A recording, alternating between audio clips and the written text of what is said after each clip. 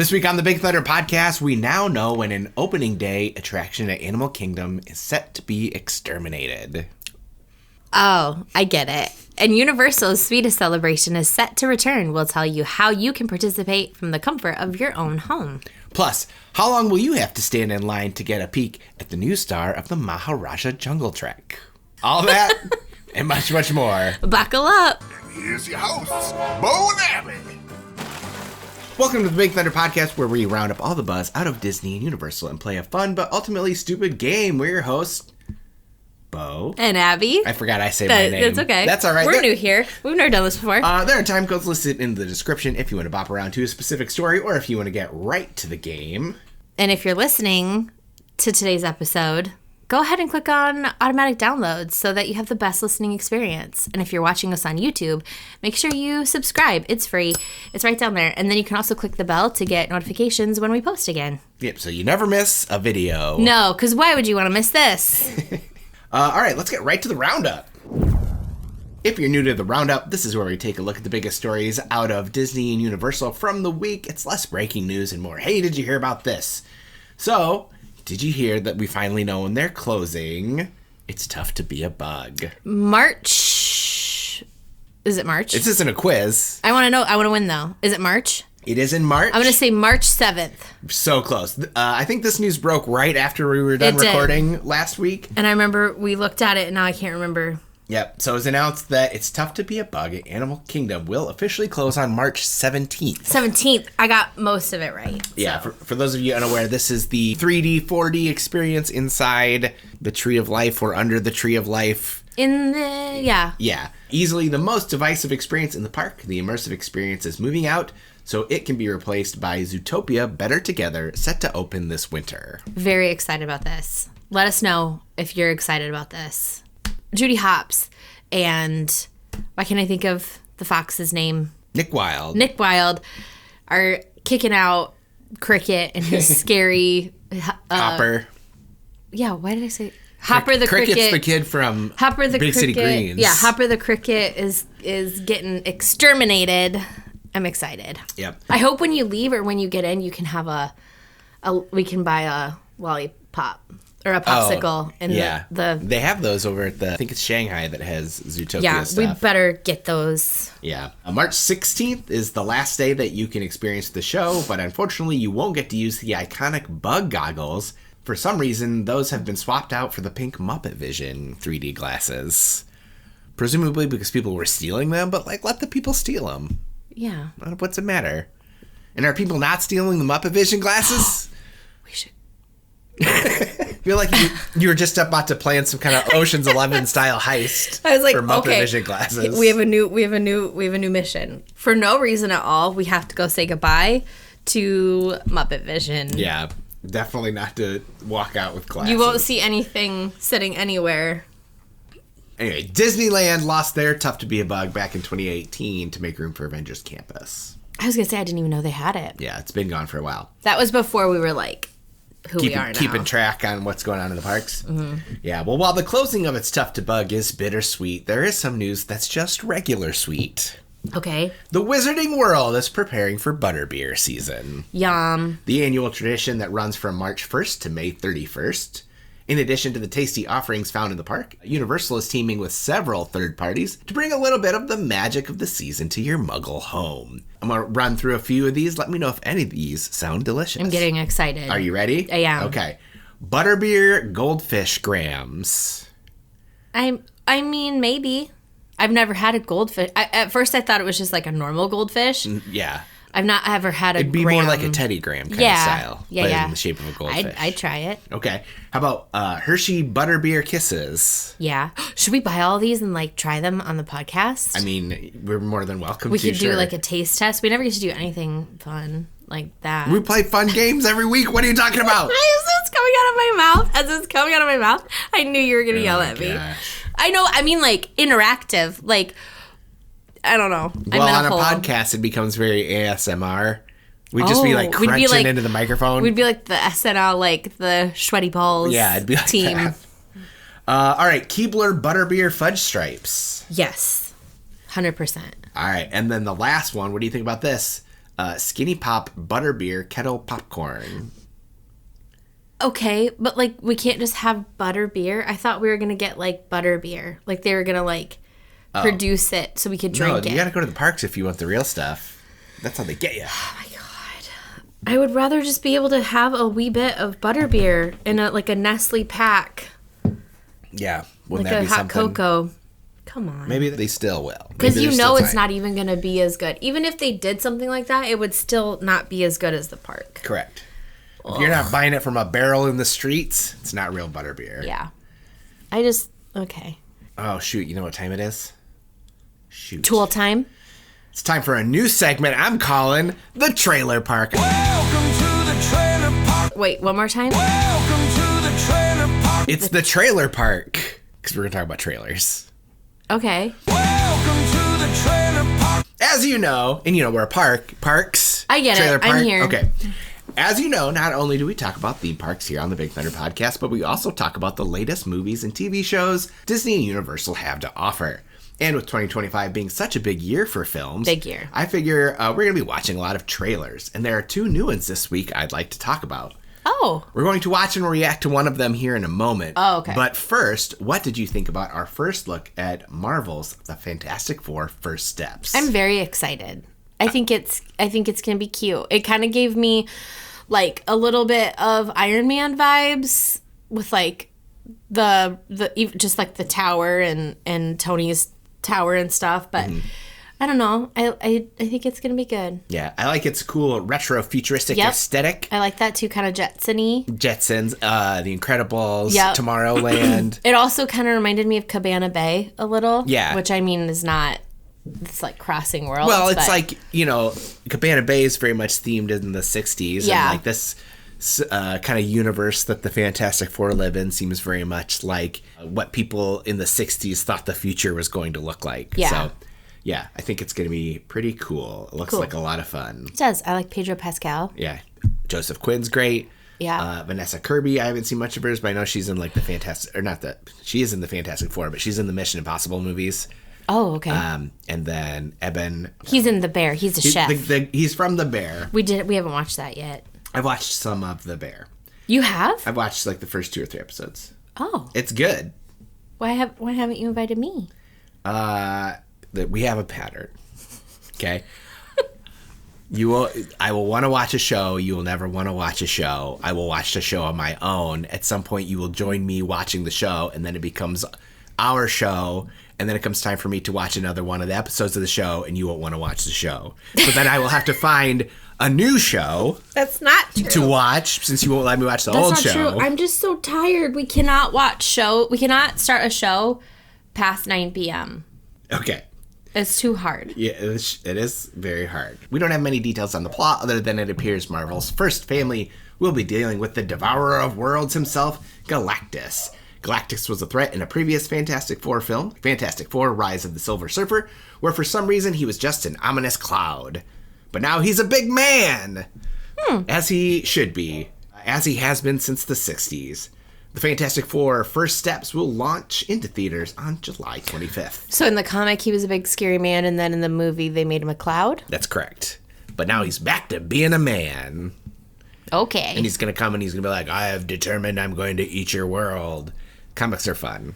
All right, let's move on to Universal's big tentpole for the summer. Okay. Your favorite franchise, Jurassic Park. I know. Real quick, can you tell the people your relationship with Jurassic Park? Sure. So, if you're new here, my name is Abby, and I am afraid of everything. If you've been here for a while, you know that I am afraid of everything. And as a young, wee little child, I had a brother who's 6 years older than me, and he would watch things and I would cry. And one of those things was Jurassic Park. It was a big movie in the 90s, and I did not understand, and you could not convince me that dinosaurs were not real, and that every night a T-Rex was going to rip off the roof of my home and eat me. And so I am terrified of them so very much, to the point that even when I hear the music, I have a very physical reaction. Like, if you're at Universal and you, like, walk around to the Jurassic Park world, there's no dinosaur. There's no dinosaur even around. but the music and the ruffles, called wind, of the trees is enough to make me immediately start sweating and, like, ready to run and, like, fight a dinosaur. That I will not win. I will not win against a dinosaur. In speed, agility, any of it. So after that, I really now feel bad about making you watch this trailer. Great. I can't wait. So, is Johnny Bailey in it, though? Yes. If they kill Johnny Bailey... Well, here's a question. He spent all that time on the press tour with Jeff Goldblum. Do you think Jeff Goldblum gave him some dinosaur tips? What a time, right? Yeah. Do you think Jeff Goldblum lived through all those movies. Does Jeff Goldblum make an appearance in the... I don't think so. He was in the previous one. Are these the same worlds? They're the same worlds, but okay. I think we're starting a new trilogy. So, like, Chris Pratt, in theory, could appear. Is he in this world? He's not in this movie. He's in this world. So, like, Chris Pratt and Jeff Goldblum and Johnny Bailey and the original hottie. What was his name?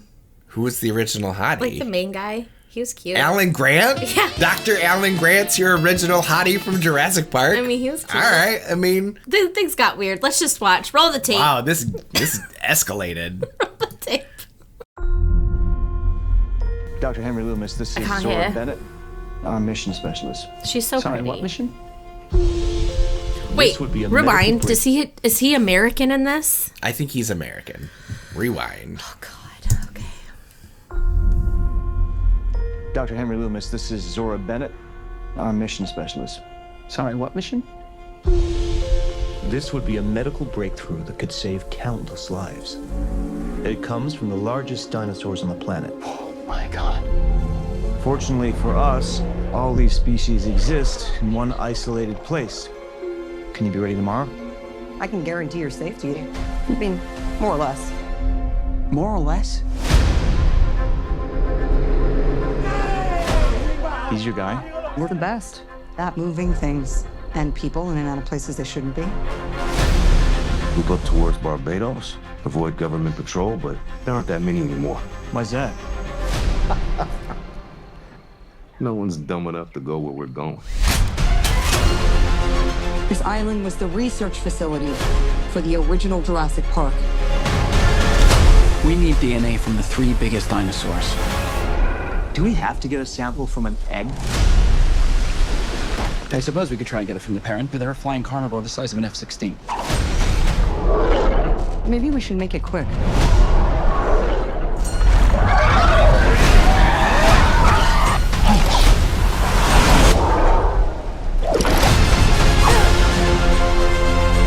These dinosaurs were too dangerous for the original park. Please don't say they're raptors. They're raptors. The worst of the worst. We're left here. Come on! Duncan! Duncan just died. We put ourselves in a place we don't belong. Survival is a long shot. What the hell are those? They're helping the mosasaur defend territory, stalk, hunt. None of what you just said is good.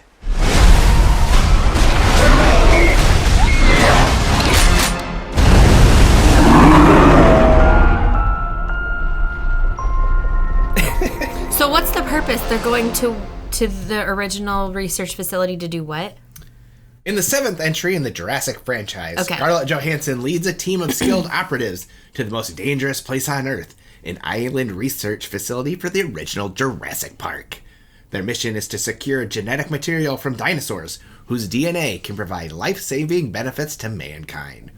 As the top-secret expedition becomes more and more risky, they soon make a sinister, shocking discovery that's been hidden from the world for decades. Jurassic World Rebirth opens July 2nd, a few weeks before Fantastic Four. What'd you think? Is the shocking discovery don't mess with dinosaurs? Yeah, probably. I mean, we're 7 films deep. You think they'd pick that up yet by now. I want to like them. I'm so afraid of them, and I cannot. Well, I'll go. Good. It's funny that I'm going to go, and I'm very excited for this, because I don't think I've liked a Jurassic Park movie, really, since maybe, like, the second one. But I think because Jurassic Park, the first one, was such a definitive movie for me as being like an 8-year-old, like it's the movie that defined who I was as an elementary school kid. It was the movie for you? As an elementary school kid, yes. Wow. In that era, it was like Who Framed Roger Rabbit. I remember that one. And then Jurassic Park took me through elementary school. Okay. And then I think in middle school, we probably got to like Scream. And that was me in that era. I feel like high school is when I got into Kevin Smith. And that's like, and then I became an adult. So like, anyways, we're going back to my original point. Okay. Jurassic Park holds a special part in the cockles of my heart. Anyways, yes. So I'm excited for Jurassic Park. Cool. It's going to be an expensive July because there's Jurassic Park, and then like the next week there's Superman, and then the next week is Fantastic Four. About big month. Who's doing Superman? Superman is directed by James Gunn, who did the Guardians of the Galaxy movies. You're telling the people. I'm telling the people. Thank you. It's also got David Cornsweet, who's been in some stuff, but this is going to be like his breakout performance. Is he Superman? He's Superman. Rachel Brosnahan is playing Lois Lane. Oh, I love that. I forgot about that. Nicholas Hoult. Do you know he's been in a lot of things? I don't know if you know if he's what's the studio making Lex it? Luthor. It's Warner Brothers.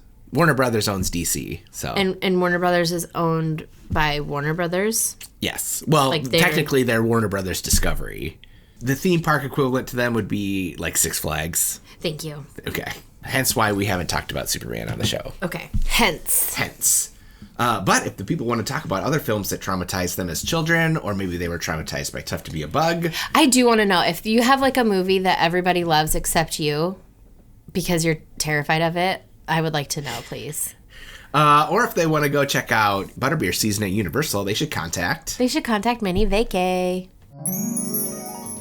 Here on Big Thunder Podcast, we like to keep things as real and authentic as possible. And one hard truth is that for as amazing and magical as a trip to Disney or Universal can be, planning one can be a little intimidating and sometimes even frustrating. What are the best parks for my family? What are the best places to stay for my budget? Do I really need to wake up at 4 a.m. 2 months before my trip to book dinner reservations? It can definitely be a lot. But that's where Minnie Vacay can help you. We are certified Disney and Universal travel planners who specialize in taking the hard stuff off of your plate. We love waking up at 4 a.m. for Disney stuff. And not only are our services completely free to you, but when you book a vacation package with us, we'll send you a $25 gift card. Minnie Vacay is a part of Gateway to Magic Travel, an authorized Disney vacation planner and Disney earmarked agency. Check us out on social media. We're on Facebook and Instagram to get the ball rolling on your next magical adventure, or you can also see all of our information at minnievacay.com.